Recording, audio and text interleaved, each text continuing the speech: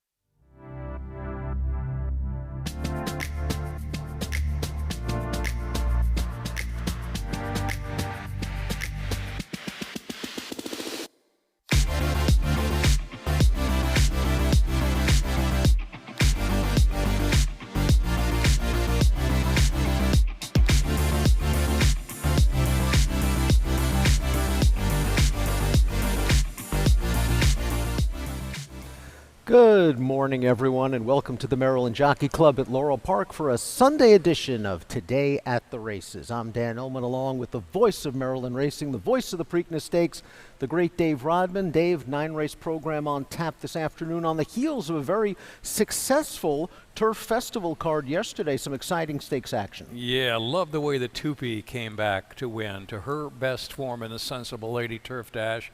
And I believe you posted on X a 93 by your figure for her. What a turn of foot she has when she's right. And despite all of her quirks, she put it all together to beat Life, Love, and Laughter, who had a win streak going, and Loon Cry, last year's winner as well.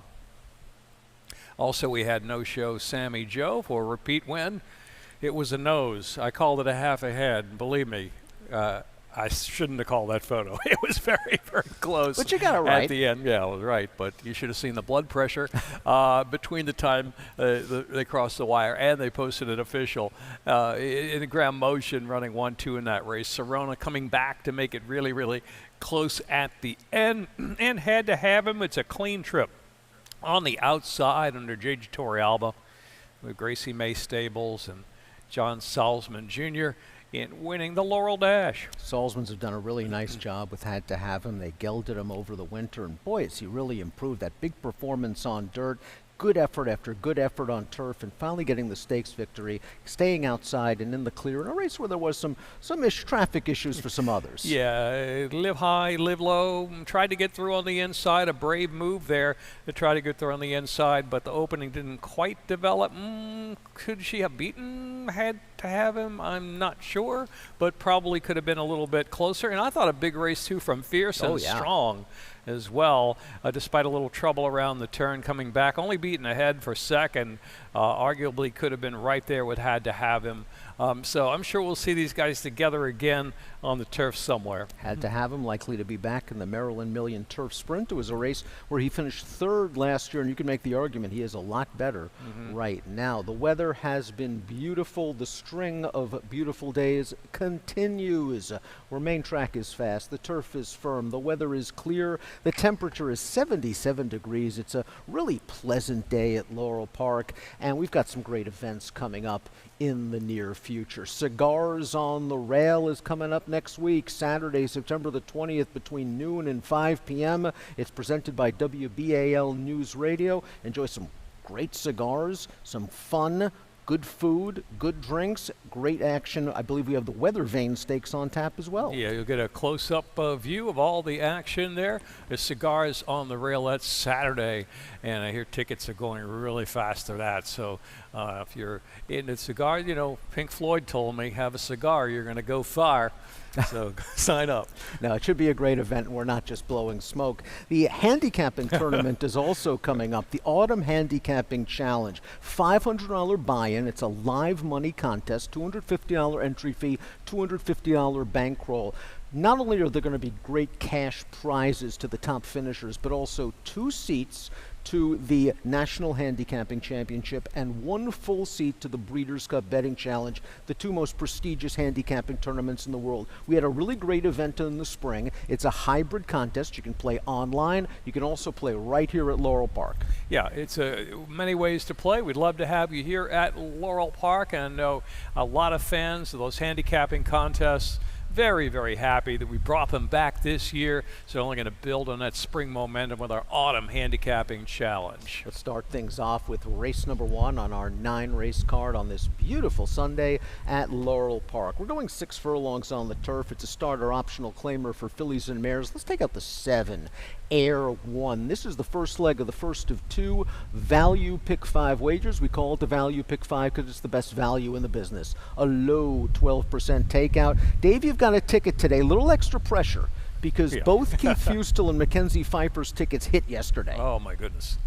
All right, well, we'll see if we can carry the momentum. I thought it was a tough sequence, and I know Keith hit that early one with a single right on with Mo Missile, I believe it was. That's right. I have no Mo Missile today, but I had to single someone without blowing up the ticket, and that comes in the 3rd race with Garage Beers. We'll touch more on that horse with some video in a bit, spreading on the bookends there in the opener and the closing race of the pick 5 sequence, 3, 4, 6, 8. With 2 deep in the 2nd, 5, 7. There's my single in the 3rd, and then 3, 6, and 5th race. Yeah, we'll talk about that. You might even add a horse in there too. 1, 4, 10. But an affordable ticket to be sure. You can add a horse or 2. $24 for the 50-cent minimum wager. The first of 2, 12% low takeout value pick 5. Let's start things off with our top selection in race number 1. We have a video spotlight on the number 8. She's No Uncle, seeking a hat trick for Jamie Ness. Your pick, my pick, looking for 3 in a row, and I like the improving pattern on this filly. Since the claim, a 4th, a win and a win, but each a little bit faster. She's had great tactical early speed. This is a win from Colonial Downs, most recent, August the 20th. A steady drive, but holding sway. Nobody really getting after her. She didn't gallop out like 10 or 11 in front, but she kept going nicely. And I think with the improvement pattern, the up-the-ladder improvement pattern, she's the one to beat in there. There is some speed in this race, though, other than She's No Uncle, and maybe that's a little bit concerning because her best races have come up front, but I do think this outside post position gives Carlos Lopez plenty of options. She's No Uncle is going to be forwardly placed, whether she's on the lead or stalking outside. She'll be right there when they turn into the long stretch. We both have the 6. I Think I Love You, the morning line favorite, in 2nd. This horse was pressing the pace last time out in the first start following the Farrier claim. Another horse that can be close. Toledo had the choice. Biscuit with the Boss, I Think I Love You, lands here. Comes off a best race off the claim, but you know, I Think I Love You did not show, did show speed, but formerly kind of a filly who really wants to go. I think she's able to settle a little bit on the chase today. A battle between these two on or near the pace, so we'll see which one will survive. But if they don't, how about Wise and Elegant coming into the picture into play late? Races here at Laurel last year, September, October, coming around this time of year to some of her best. It is first race after the layoff, the second race after the layoff since May, and had trouble in that race at Colonial. Broke in, no factor, draw a line through that race, and with a good setup, she's good enough to win. I agree. She's getting a little bit of class relief. Her last race is an utter throwout because of the poor start. If there's pace, she's going to be rallying along with Sweeter Than Whiskey, a horse that's run well, second off the layoff in the past. Most notably a runner-up effort going 5.5, 2 starts back in a first-level allowance race. Sweeter Than Whiskey, I think, is a horse at a price that maybe you could sneak into the bottom of your number. And, you know, leave out Brittany Russell Barn at your own peril there. Biscuit with the Boss with Michael Sanchez. This is second time lacing 6 for Biscuit with the Boss. Has won over this course and has a third-place finish over this course. So certainly fits the horse who, well, she's been on the lead before, but I think with all that speed in there in front of her, she's probably not going to make the lead in this spot. Her best hope is to get a trip. Jamie Ness has had some success on turf already this meet at Laurel Park's going to go for another one with the 8. She's No Uncle, our top pick. 8643 for Dave, 8654 for me. Race number 2, 5.5 furlongs on the main track. It's a claiming race, 3 and up, which have never won 3 or 3-year-olds, 12-5 down to 10. This field stays intact. It is the first of 3 50-cent minimum pick 4 wagers. We have early, middle, and late on 9 race cards.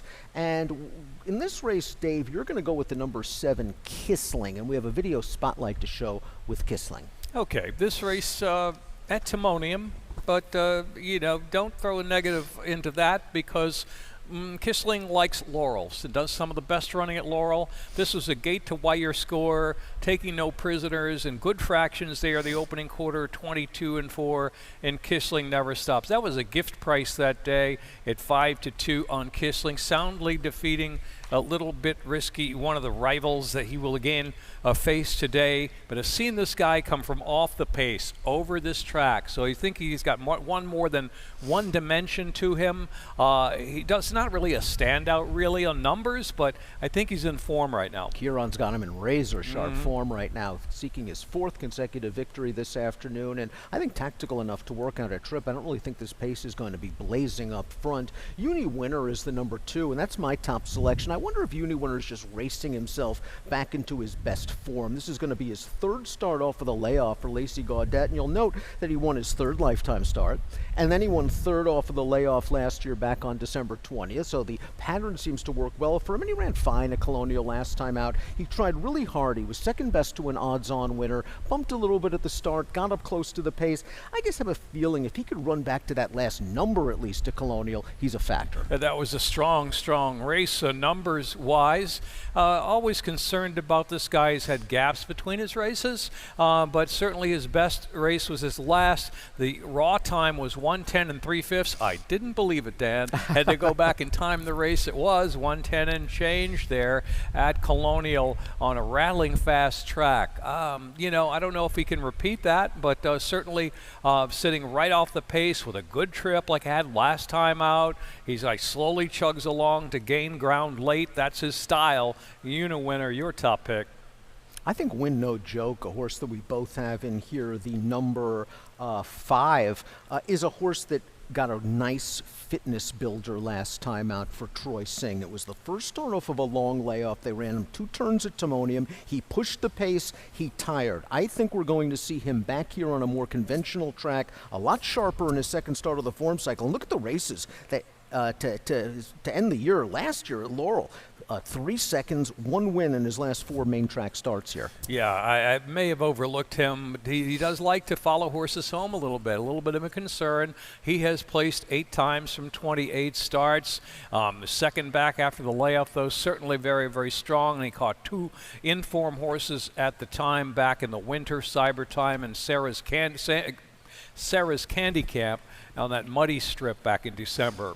You got Big Ton 10 in here, first time gelding, moving turf to dirt, 2nd off the claim. There are a lot of angles for Big Ton 10, and the last time we saw him on dirt was at Colonial, and he just got wired that day after breaking poorly.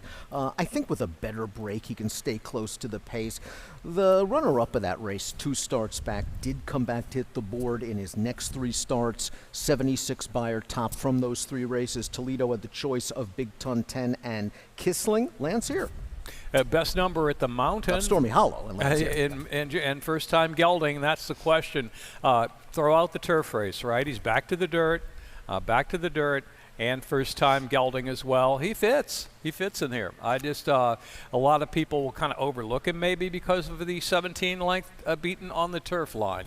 Kissling looking for his 4th consecutive victory. That's Dave's top selection in here. I'm hoping Uni Winner continues the good work, going third off of the layoff. 7-2-4-1 for Dave, 2-5-7-4 for me in race number 2. Race number 3 is at 5.5 furlongs on the turf. This is a maiden special weight for 2-year-olds. We've got a field of 8 in here. It is the first leg of our middle pick 4 with a 50-cent minimum wager. Now this is a wide open race for these 2-year-olds, many of them trying turf for the first time. You like the 6 Garage Beers in here, and we do have a video spotlight. Yeah, it kind of caught my eye at Timonium. Let's take a look at the start. A hopped at the start, little hop there. We're going to show you a couple of times, and keep your eye on them, maybe the upper portion of the screen, because it's kind of hard to see, but through the binoculars you can see it clearly when calling the race. Kind of a little bit of high-headed action there. There's the start again, a little bit of a hop, and again upper right portion of the screen there. Maybe not as pronounced on the video as it looked to me, but he's stretching out to 2 turns. After that, when he was quickly out sprinted heading for the Ferris Allen wheel at Timonium, really got into gear in that stretch at Timonium to finish off well, and a good gallop out as well. And we are on the turf, and there is, let me show you the gallop out too, if we can. There he is, doing okay, right? Still Very going nice. strong, yeah. So this extra distance and the turf is going to help him, especially pedigree-wise. Mendelssohn out of Split It. Sibling Alabreva's winning a turf very runner we saw good yesterday. turf sprinter, yes. So this horse has a lot of angles going for him. Anthony Farrier trains. Farrier, I believe, had 2 winners on yesterday's card. I'm going to take a little bit of a flyer with the number 7 Rudio Bus. We have a trainer's stat for Aaron McClellan.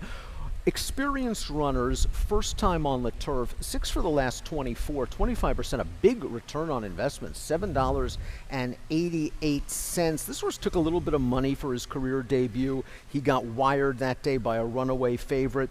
I don't love the practical jokes on the turf usually, but this dam did win on the turf. The second dam was stakes placed on synthetic.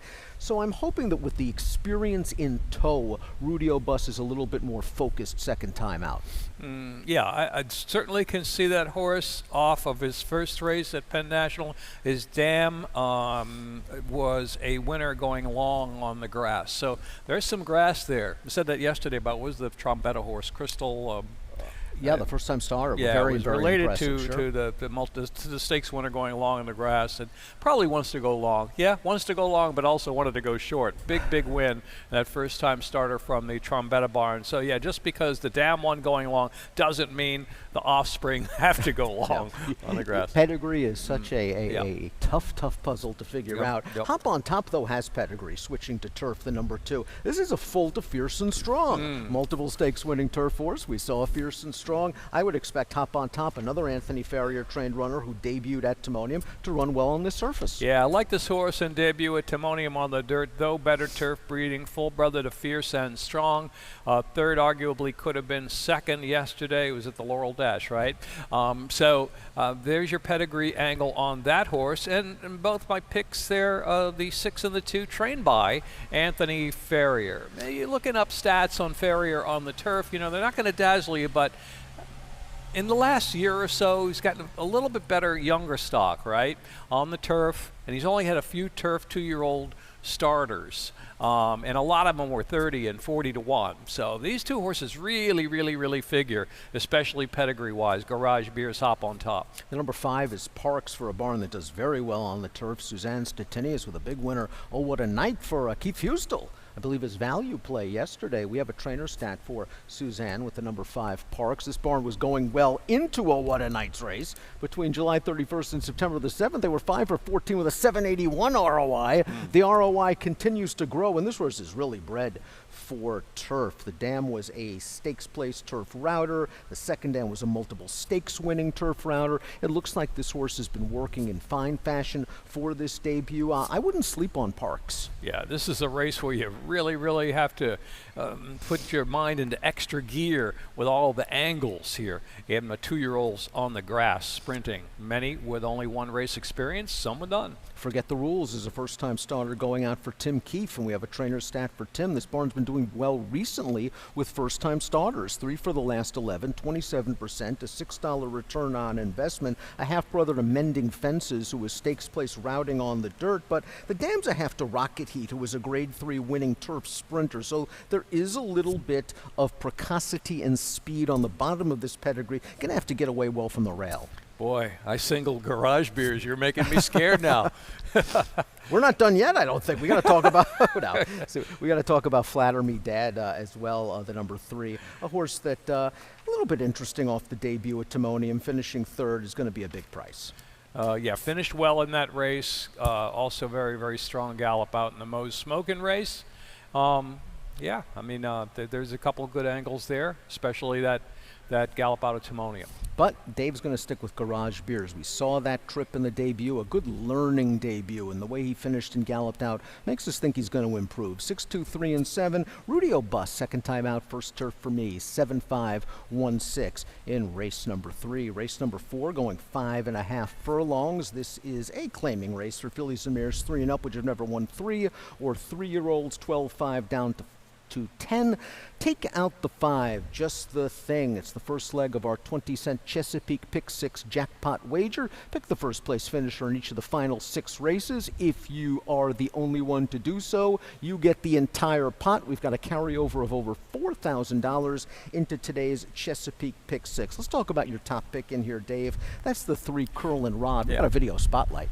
Curlin' Rod off of a good race at Timonium, and she returns to the scene of her maiden breaking score at Laurel Park here last year as a 2-year-old. So we know she likes this track. Half-mile races at Timonium, very quick. You got to have zip. Got a score there at the Big T, and then there's Curlin' Rod rolling, rock and rolling along for second. So the extra distance going to help her. Jose Corrales train, Andres Chavez with a mount. That's been a good combo. Don't overlook that combination overall. But in dirt sprints, they have a positive return on investment, very strong. $2.81, 25% win clip, 13 of 52. That's my little stat there on Corrales and Chavez. We didn't have time to get that in, but the fact that she likes Laurel off of strong efforts at Timonium. Let's talk about the 8 Antonacci girls. My top selection in here for Anthony Farrier, trainer stat for Farrier coming up. Last out winner is back on dirt. This stat actually improved because I think the winner of the last race yesterday was a last out winner back on dirt. He was 11 for the last 31. It's improved 35%, a 222 ROI. I'm a wonder about Antonacci girl, though, at this shorter distance in a race without much pace. She looked good last time out at Timonium, going the 2-turn 6.5. At 5.5, I am worried because she doesn't have a lot of early speed and is kind of a grinder, that maybe she'll be a little bit too far back. She is in good form. I think there is some upside potential, but I wouldn't take any less than that 3-1 on the morning line. Same here. I mean, the thing that concerns me is she had like a trip of trips last time out with a good ride, saved ground right off the pace, got through with a rail bit at the Big T at the top of the lane, went about business to win by a length and a half. Can she get that same kind of trip today? Going to have to drop over, and time runs out by the time you hit the far turn. It's not the 2-turn 6.5. This is 5.5, 1 turn there at Laurel Park. Coming off of a perfect trip. Perhaps a horse that I think will be there, but certainly a bit beatable today. Conversely, Odd Day might not have cared for that Timonium 6.5 going 2 turns last time out, and her races going the conventional 5.5, 6 furlongs on the main track have been pretty good. She was in against a tough one, 2 starts back, Gilda's Girl. I've been chasing Odd Day for a long, long time since the claim. Just hasn't quite put it together. Ran a good one behind Warriors Defense at Penn National, and always kind of almost there. But again, you're right. Back to Laurel. Back to Laurel. Likes Laurel. Done the best running here. Not that far out of it. She did run in the Antonacci girl race. Was beaten. But again, maybe that was the Big T. This is Laurel, her preferred track. The 7 is Another Hope, the 2-1 morning line favorite. You talked about Antonacci girl getting a perfect trip last time out to win. I thought Another Hope got a very nice trip, getting a split in between horses on the turn, altered course inside the drifting pace setter, and then drove on through to beat a couple of next out winners for trainer Jerry Robb. Right. Both the second and third place finishers have come back to win. Rubber stamping maybe that 1:10-4 time was legit. I'm still a little bit worried about the quick dirt surface at Colonial coming back here to Laurel a little bit deeper, I think. I like Farrier, Jerry Robb, good numbers. Last out winners returning on dirt, 21% recently with a $3.21 return on investment. Curlin Rod, the number 3 for the Rod Dog, 3, 6, 8, and 2. I'm going to go 8, 7, 6, and 3. Antonacci Girl on top. 4 down, 5 to go. When we come back, we'll kick off our analysis of the late value pick 5.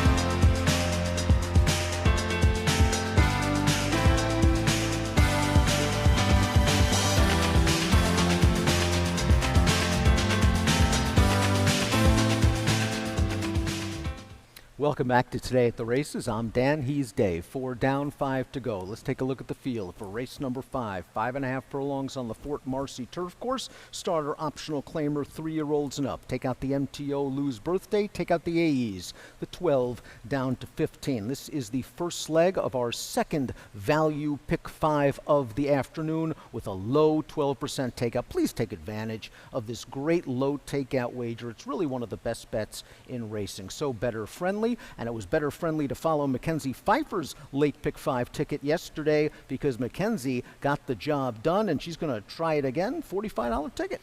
Yeah, this just shows you really kind of how wide open this race is. 1, 3, and 9 for Mackenzie to start this, and I'm looking at our selections. I don't know. We don't have 3 in there anywhere. and this is really— I do now. You do now. 1, 3, 9 with 3, 7. 3, 10, 11. 8th race going to single a horse I'm really afraid of in there. That inside draw, Duke of Gloucester. And then in the 9th race, spreading a bit there, a lot with 5 horses out of 9 for the Fort Marcy Turf Mile in the 16th closing run. $45 ticket for Mac, who hit yesterday. 12% takeout, 50-cent minimum wager. Great Artist, the number 10's your top pick in race number 5. Dave, we have a video spotlight on Great Artist. All right, I'm going to go way back to June for this. Side of the maiden breaking scene here at Laurel Park for maiden 20, going 2 turns. Great Artist stepping up to the turf with an improved race off the first run where he was beaten by Agent Kelly. Here he is, and my comment was good stamina kick. He just had that stamina to go 2 turns, mile and the 16th. Then they tried to get him on the turf at Delaware, rained off. I'll admit, the Delaware races, mile and 77.5, a bit disappointing, but he's coming back to Laurel, and he's shortening up here for trainer Philip Capuano, Great Artist. Maybe throwing back to that race here at Laurel on June the 7th. That's good enough to get him over the top. But, you know, really got to count on that to happen. And there's a lot of other ways to go in here, including your top pick. I think I kind of overlooked TikTok Daddy. TikTok Daddy, you'll know him in the paddock. He runs in his usual cheek pieces. I thought he ran pretty well on the turf 2 starts back. He made a 3-wide bid into the turn and just kind of grinded along evenly. But that was a good field. The 6th finisher came out of that race, won 2 out of the next 3 starts with a 74 Beyer top. TikTok Daddy got washed off last time out at Delaware, but ran pretty well. First off the Hassan Alam reclaim. This barn generally does well with turf sprinters, and I think TikTok Daddy can stay close to what could be a moderate pace. And the corrected pedigree we both have in the mix. He draws his perfect post draw, post 1. He's done some of his best running by settling off the lead saving ground, opening develops, and kicks through. His best race, certainly good enough to win, comes off of a top effort at Penn National, coming back to Laurel, where he's got a good, consistent in-the-money record. Wouldn't rule him out. He's going to be a short price. His tactical speed really puts him in good stead here, because he could lead her, as you mentioned, sit that perfect pocket trip. And I think Gina Perry sent out a big winner on turf earlier this meet. Wasn't it Big Daddy's Boy or something? Paid her gigantic price. Right. So the barn's going well, corrected pedigree, speed puts that horse in good stead. Let's talk about Agent Kelly, the number 4, your second selection in here. Yeah, he beat a Great Artist, right? First time out, but Great Artist probably had a bit of an excuse in that race, needed it, came back, and redeemed himself off of that race. But he's got a good effort at Laurel, back behind Watch Our World in June. Since then, he's ventured out of town over the summer, coming back for Sharp Barn. He's kind of like a corrected pedigree. He'll be kicking in late, and with a good trip, if he can get through or save some ground, or just kind of surge past them on the outside, is Mario Villalobos very impressed with his rides on the grass. Great Artist is going to be Dave's top selection, cutting back in distance, the number 10, Tick-Tock Daddy, the 9, hoping to get the jump on those closers, turning into the stretch from just off the pace. 10-4-1-6 for Dave, 9-10-1-6 for me in race number 5. Let's move on to the 6th race of our 9-race program. We're going a 1-turn mile, maiden claimer, 3 and up, 25 down to 20. Maryland breds eligible for the 30, full field of 9. It is the Jackpot Super High 5 race. We have a carryover buildings, $1,325 in the Jackpot Super High 5. It's also the first leg of our late 50-cent minimum wager pick 4, and it's really a wide open race. I think you can go so many different ways in here. You're going to land on the number 1, Ataturk. We have a video spotlight for this one. Here's a new face in the crowd from New York, transferring now to Horacio de Paz's barn. I'll show you this a couple of times. Ataturk. A short comment, 2-path turns, 3-path quarter, no rally. But take a look at him. He kind of like bumped around there with an awkward start. And I watch him a little bit later on. I think we're going to follow through here. Kind of takes back a little bit. Not the best open there, right there. Not the best opening furlong for Ataturk. And that was turf. This is dirt. I understand it's 2 turfs to dirt, new trainer, new scene, but I don't really love anything else in this race, so I'm going with a new face in the crowd. And the winner of the race, Iron Man, was like 1-4, right? Been on a streak up in New York. This horse seems well spotted, as you mentioned. Horacio de Paz, past 5 years, turf to dirt, maiden claimers, a 32% win percentage, a $2.77 ROI. And Ataturk will be racing on dirt for the first time. Does have a little bit of dirt pedigree, a half-brother to a horse named Blue Strike, who was stakes place routing on the dirt. Best Buyer speed figure of 75.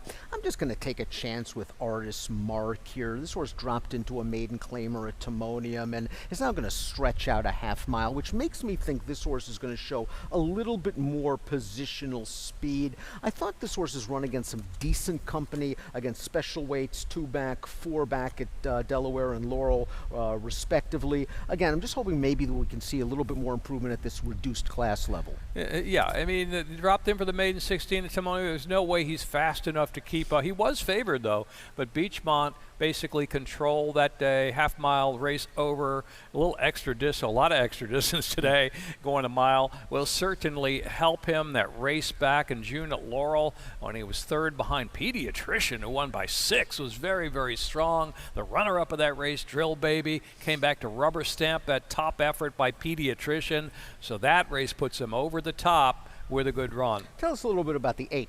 Pump It Up, your third place pick in here.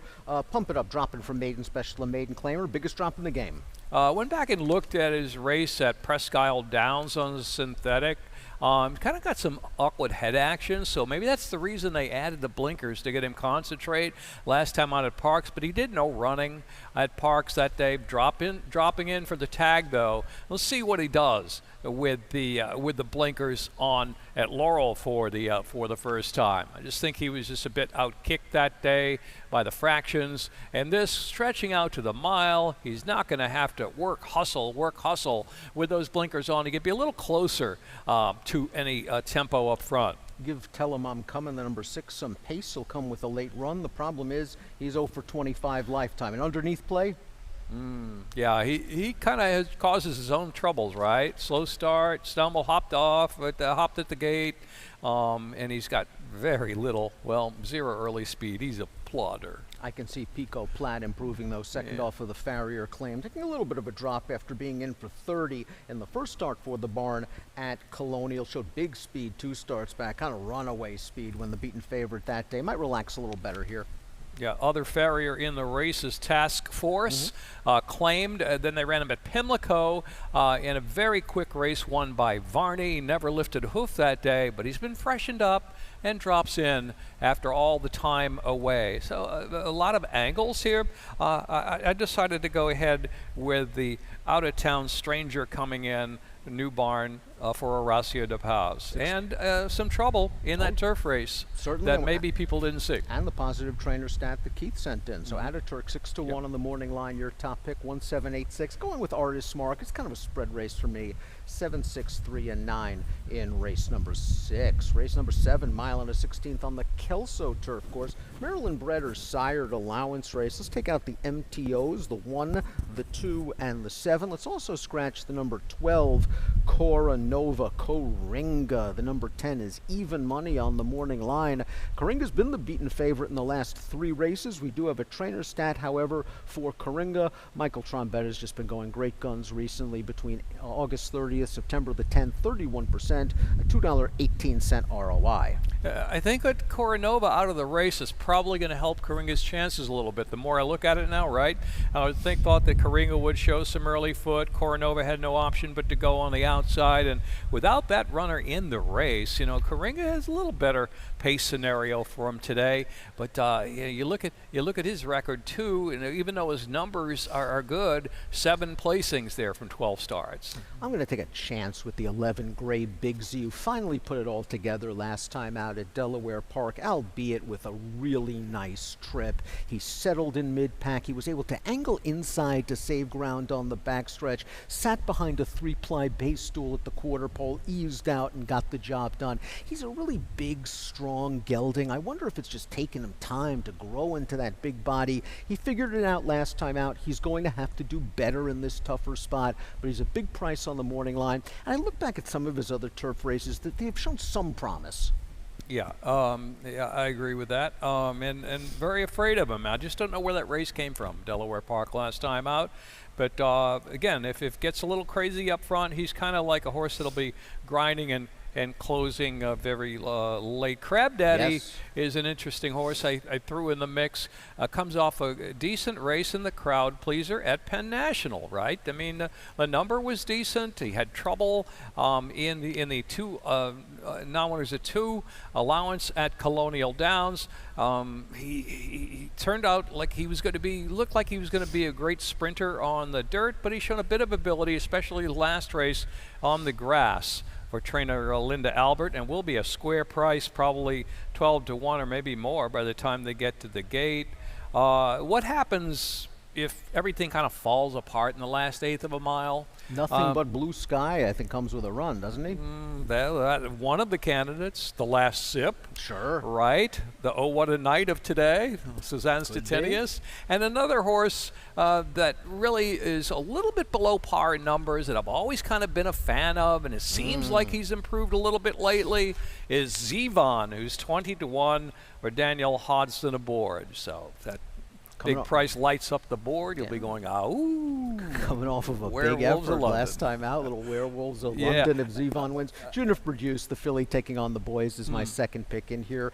She has faced males, and she's run well before. 3rd against them in the seasonal debut, and in against Life, Love, and Laughter last time out, just in a slow-paced race where she tried to make up ground against that horse. It wasn't going to work out. I know she's a filly against the boys, but Life, Love, and Laughter is a really good horse who ran very well yesterday. I have a feeling that Juniper Juice fits with this group, and with her tactical speed, she is not pace dependent. Well, if you trust Coringa, right, even money, go for it. I mean, but other than that, the race appears to be a little bit of a spread race. Dave trusts Coringa, 10, 6, 3, and 4. I'm going to take a chance with Gray Big Z, 11, 8, 10, and 3 for me in race number 7. Late daily double time, beginning with race number 8, a mile and a 16th on the main track. Optional allowance claimer, $56,000 is the purse. We have a field of 6 in here. We'll start things off with our top selection, the number 5, Hit the Road Jack. Yeah, let's watch a video. Your selection, my selection. Oh, my selection, yes. Both selections there. Hit the Road Jack, freshened, I think, and ready off since May at Delaware with a 22 length defeat, but we're going back to wind the clock up to, believe this is the Manfuso, correct? Right. Back December 21st? No. Where are we? This is the big win, 3 March back. 21st, 3 back. 3 back. We beat Assume Nothing and Crossland with a big 93 buyer figure, the same buyer figure. That's where I got the Manfuso that he ran in the Manfuso back at Laurel Park at a mile and a 16th. He's fresh. He's ready. I think he's got great tactical early speed. He's not far drawn out with a mile and a 16th first turn run. Secret Zipper is going to try to show early zip. I don't know. Goodbye Note has some early speed, but I think he might try to roll from off of it today. I think they're going to place him forwardly today, and we'll see. It's a little bit better, I think, at that 1-turn mile, but a mile and a 16th, I don't think out of his range. No, I don't think so as well. That last race to me is just an utter throwout where he got cooked in a speed duel where the speeds just wound up nowhere, and Hit the Road Jack just couldn't go 22-1, 45-2 against those 2 horses, the horses that came back to win, the runner-up winning with a 90 buyer speed figure up at Monmouth, against 2 next out winners, again 2 starts back in that 1-turn mile against Wild Vine, who we know is a stakes quality horse on his best day. I'm with you. I think Hit the Road Jack's going to trip out in here. Let's talk about Goodbye Note. Yeah, he's off, he's on. I can't really kind of put my thumb on when he's going to run his best race. I don't believe he'll be up front today. I think his best chance is to settle right off of it, save a little something. He's certainly a danger with his best race, 17-1 on a muddy track against Search Engine. Almost pulled it off with early speed, but he's come from slightly out of it before, so you can see way back he came from well out of it when beating Parkerness at Timonium. I just can't pin down his running style, his running pattern, but I do know that number 1, Duke of Gloucester, I know Mackenzie likes, I believe, the single, right? Yep. In the late pick 5 is the horse who's coming into the race in super form. 4th to Awfully Cool is in solid form right now at Parks in a stake there. 2 races back, double digit drawing away win in a good early, good final time, and I think has enough zip, maybe to try to make the lead with that rail today and contest Secret Zipper. I'm hoping Hit the Road Jack settles right off of them. If Duke of Gloucester doesn't make the lead, he's going to get a good trip from the rail. He's going to get a good trip anyway, or he doesn't have to have the lead. Doesn't have to have the lead. And Duke of Gloucester's getting Lasix once again after that stakes try. He's only won his last 2 starts with Lasix by a combined 17 and a half lengths or something like that, 17 and a quarter lengths. I just want to touch upon Crossland, the number 6, real quick, because if this pace does get hot, Crossland is the kind of horse that I think can rally from out of it. Last time out got wired in a very slow-paced race at Colonial by a Saratoga shipper. I think this time around just take him back and make 1 run. Yeah, that's his best hope. I think the pace will be legit, but I just don't believe it's going to be cooking in here. So I just didn't put him on the ticket for that reason. Good feature race here. $56,000 purse at a mile and a 16th. I wish I knew which Goodbye Note would show up today. Maybe they put a little note in your program like, yes, today. We'll know after the race, unfortunately. That's the problem. Right. I mean that's kind of the key to me is whether you use them or you don't use them. Well, Hit the Road Jack does run well, fresh. We know that one off a similar at layoff for the Big T last year. Works looking good. We'll go with them. 5-2-1-3 for Dave, 5-1-6-2 for me. Race number 9 is our final race of the afternoon and of the week. Mile and a 16th on the turf. Fort Marcy Turf Course, maiden claimer. Claiming price 25 down to 20 with the Maryland breds eligible for the 30. Full field of 9 in here. Dave, let's talk about basic miles. Your top selection in here. We have a video spotlight. Yeah, they've had blinkers before. Blinkers going back on today. We'll take a look at him from post 1, 2 races back. Take a look at the race. I mean, he broke sharp. He was right there, Dan. Then they just kind of eased him back. And then he winds up second last or third last, second last right now in that opening furlong going into the turn. So he was given a bit to do. Could he have been closer, stayed closer? I don't know, but he did come with a mild kind of finish late in the stretch. He was showing interest in splitting horses. I love that. When they come through between horses to show interest and run on. And there he is. He did get up for third. Had he been a little bit closer, could he have been right there with the leaders? I don't know. But the blinker's going back on.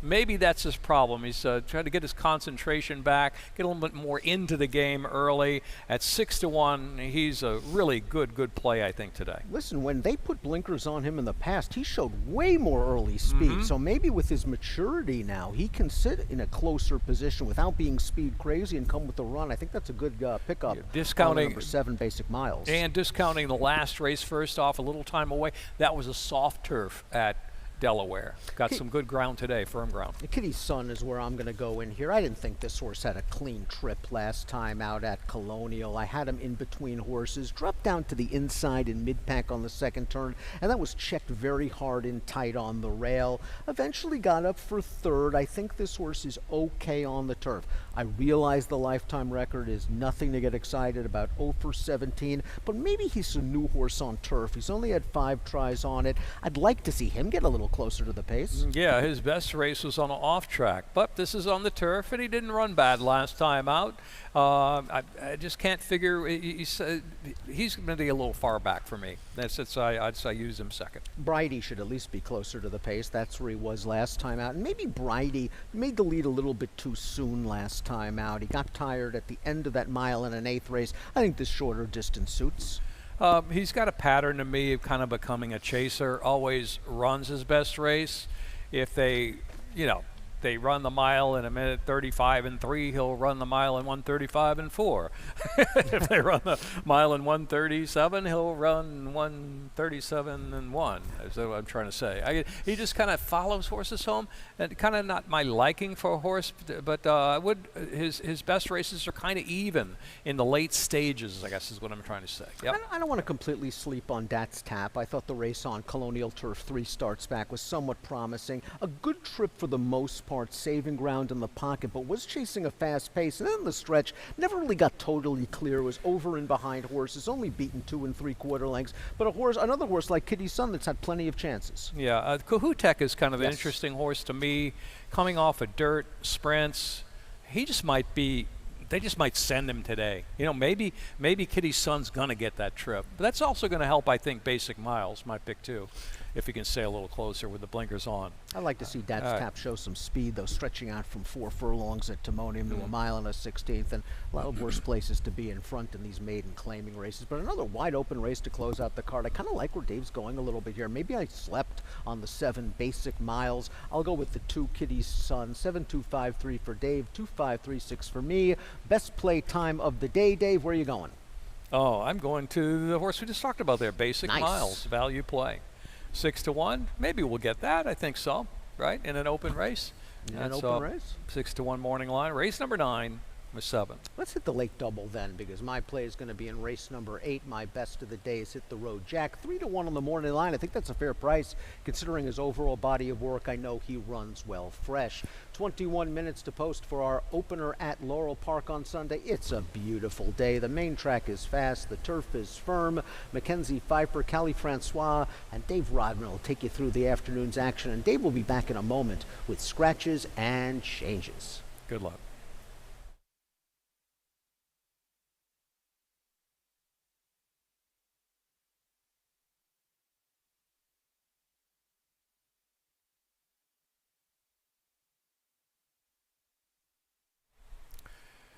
Good morning, everyone. Welcome to Laurel Park, where the main track is fast and the turf is firm. Winds out of the northeast at about 5 miles per hour.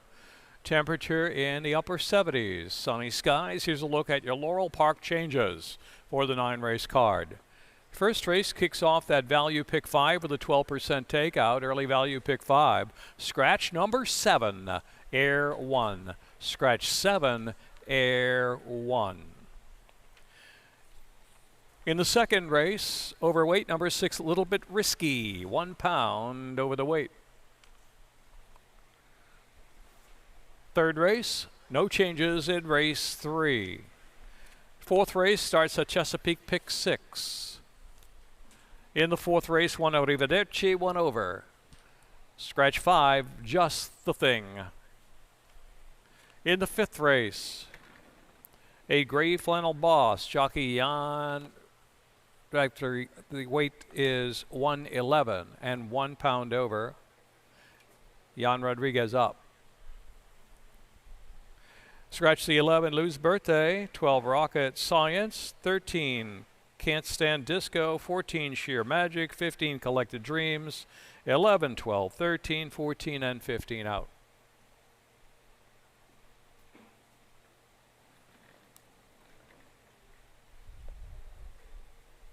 In the sixth race, no changes in race 6. In the seventh race, scratch 1, Bold Diversion. Scratch the 2, All the Hard Ways. Scratch 7, Roll On Jesse. And the 12, Coro Nova. In the eighth race, no changes in the eighth race. In the ninth race, number 9, Fiery Debut, is 1 pound over.